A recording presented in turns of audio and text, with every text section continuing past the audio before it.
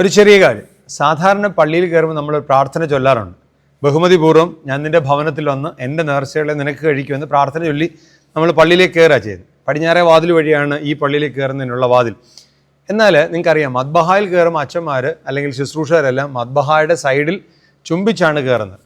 ഈ പള്ളി കൂദാശ ചെയ്ത സമയത്ത് വളരെ രസകരമായി, വളരെ ശ്രദ്ധേയമായി പരിശുദ്ധ ബാവാ തിരുമനസ്സുകൊണ്ട് ഈ വാതിൽ തുറന്ന് ഈ വാതിൽ ചുംബിച്ചതിന് ശേഷമാണ് അകത്തേക്ക് കയറുക.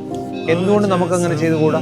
നമ്മൾ പള്ളിക്കകത്തേക്ക് കയറുക, വിശുദ്ധ സ്ഥലത്തേക്ക് കയറുകയാണ്, അനുവാദം മേടിച്ച് ചുംബിച്ച് കയറാൻ നമുക്ക് കഴിയും. ഞാൻ അമേരിക്കയിൽ പോയ സമയത്ത് ഹ്യൂസ്റ്റണിലൊരു പള്ളിയിൽ അവിടുത്തെ വികാരി അച്ഛൻ എപ്പം കയറിയാലും തറയിൽ തൊട്ട് തൊഴുത് കുരിശ് വരച്ചിട്ടാണ് കയറുന്നത്. നല്ലത് എന്ന് എനിക്ക് തോന്നിയുകൊണ്ടാണ് ഈ വിഷയം നിങ്ങളുടെ അടുക്കൽ പങ്കുവയ്ക്കാമെന്ന് ആഗ്രഹിച്ചത്.